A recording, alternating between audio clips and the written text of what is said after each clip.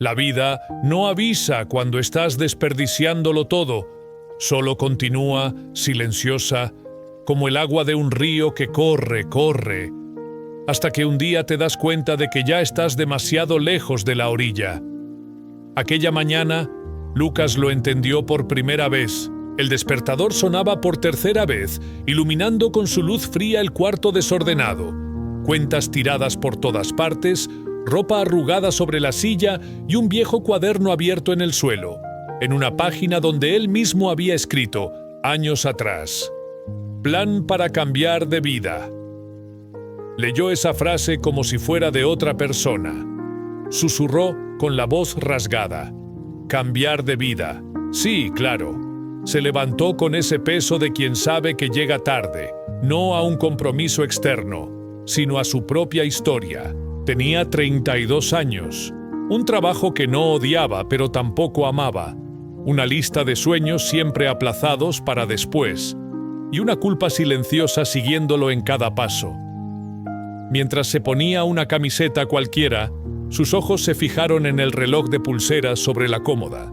Era el reloj de su padre, viejo, rayado, con la aguja de los segundos levemente torcida. Jamás olvidó el día en que el padre le dijo, «El tiempo es lo único que no se negocia, hijo. O lo usas o lo pierdes». Lucas, entonces, se rió. Hoy, esa frase dolía. Tomó el reloj y se lo puso, impulsivamente. No lo usaba desde hacía meses, tal vez años. Lucas vivía cerca de una pequeña laguna, donde un arroyo terminaba su recorrido. Un lugar simple, casi olvidado por la ciudad, pero que en su infancia había sido su universo entero. Caminando hacia el autobús, ese día algo lo hizo desviarse del camino habitual. No sabía por qué. Solo lo sintió. Tomó la ruta de tierra que llevaba hacia el agua. El suelo estaba húmedo por el rocío de la madrugada, el olor a hierba mojada subiendo fuerte. El aire era más frío allí, más honesto. Los pájaros comenzaban un canto tímido, como si despertaran el día con cuidado. Cuando llegó a la orilla, se detuvo. El reflejo del cielo pálido bailaba sobre las pequeñas ondas en el agua. Y allí, inmóvil, sobre una roca alta, estaba una garza blanca, sola, elegante, con el cuello levemente curvado, los ojos fijos en el agua como si nada más existiera. Lucas sintió un escalofrío extraño. «¡Qué animal tan terco!», murmuró sin saber si hablaba de la garza o de sí mismo. Mientras observaba, el tiempo pareció desacelerar. La garza permanecía allí, firme, como si la paciencia fuera parte de su sangre. De pronto, un movimiento rápido. El cuello avanzó, el pico se hundió en el agua. Falló. Nada de pez. Volvió a su postura original, como si no hubiera pasado nada. Lo intentó de nuevo, y otra vez. Durante largos minutos, Lucas contempló aquella danza de intentos y errores. Sin quejas, sin drama, sin rendirse, solo continuaba, en silencio. Algo dentro de él empezó a doler. Recordó cuántas veces él había desistido incluso antes de intentarlo. Cuántos proyectos abandonados después del primer obstáculo, cuántas promesas hechas de madrugada y olvidadas al día siguiente. Empiezo el gimnasio el lunes. Estudio para ese examen mañana. Termino el curso el fin de semana. Llamo a mamá más tarde. Más tarde. Siempre más tarde. El reloj marcaba las 7:12. Ya estaba atrasado para el trabajo, pero no podía irse. No esa vez. Entonces vio algo. La garza no estaba sola. Entre las hojas húmedas, en un nido improvisado, había 2 polluelos. Pequeños, frágiles, quietos, observando cada movimiento de su madre. Ella no cazaba por ella, cazaba por ellos. El pecho de Lucas se apretó. Un recuerdo le atravesó la mente como una cuchilla. Tenía 14 años cuando vio a su padre llegar empapado de lluvia, con un saco de pan en la mano, el uniforme de albañil pegado al cuerpo, las manos ásperas y los ojos cansados. Su madre servía café, tratando de esconder la preocupación por las cuentas encima de la mesa. «Papá, ¿por qué no descansas un poco?», preguntó Lucas. El padre sonrió, cansado, pero con ternura. «Descansar es un lujo que todavía no tenemos, hijo. Pero no te preocupes, tal vez tú sí puedas tenerlo un día. Solo tienes que hacer lo que yo no hice, estudiar, insistir, no desperdiciar tu tiempo». Esa noche, su padre le regaló el reloj, para que nunca olvides que cada minuto cuenta. Al día siguiente, Lucas pasó la tarde entera jugando videojuegos. Cuando su madre dijo: «Hijo, estudia un poco, el año ya termina», él respondió: «Tranquila, mamá, tengo tiempo. Ese tengo tiempo lo perseguiría toda su vida». De vuelta en la laguna, Lucas sintió los ojos arder. Miró a la garza otra vez. Ella volvió a fallar. Volvió a intentarlo. Una rabia súbita lo atravesó, no hacia el ave, sino hacia sí mismo. «¿Cuántas veces has fallado tú, Lucas?», pensó. «¿Y cuántas has abandonado antes de empezar?». De pronto, ocurrió.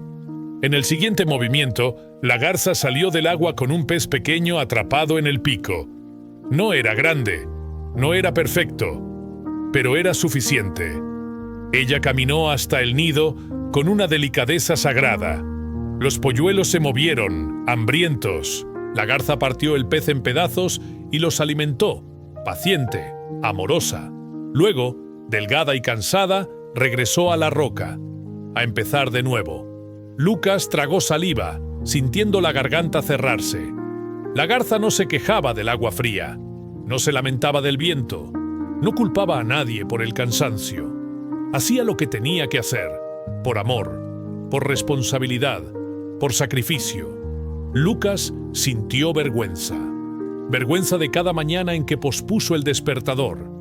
Vergüenza de cada meta abandonada. Vergüenza de haber hecho de la pereza una costumbre y del arrepentimiento un refugio. El reloj en su muñeca hizo un leve clic. 7:23.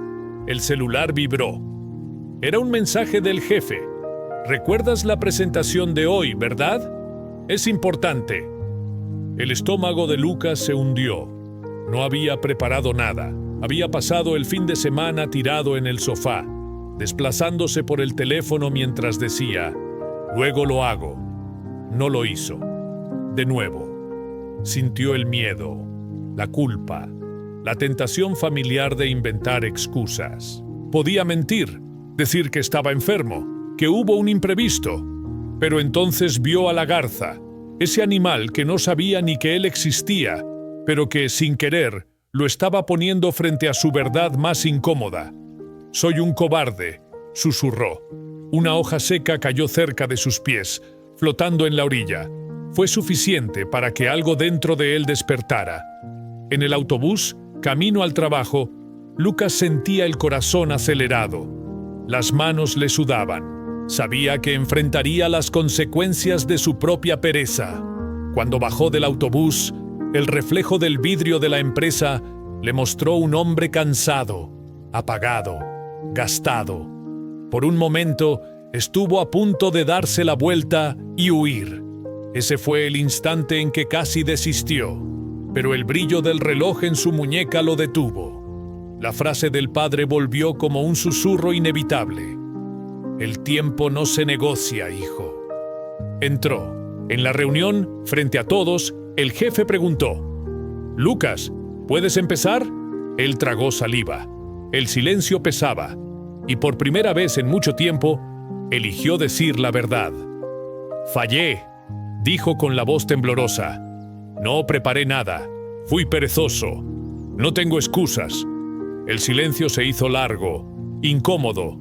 El jefe respiró hondo. «Esto nos complica, pero al menos lo reconoces. ¿Qué piensas hacer al respecto?». La pregunta cayó como un desafío. «¿Qué vas a hacer tú con esto?». La imagen de la garza regresó a su mente. El pez, los polluelos, el sacrificio. «Déjame solucionarlo», pidió. «Dame el día, me quedaré hasta tarde si es necesario. Y si mañana no entrego algo realmente bueno, no tendrás razones para confiar en mí nunca más». El jefe dudó, pero aceptó. Es tu última oportunidad. Y así, sin aplausos ni magia, la vida de Lucas empezó a cambiar. Ese día trabajó como nunca, como si cada tecla fuera una herida que debía cerrar, como si cada minuto fuera una deuda antigua que estaba listo para pagar. Cuando su madre le escribió, «Hijo, te extraño», él sintió los ojos llenarse de lágrimas. Respondió, «El domingo voy a verte. Esta vez lo haré».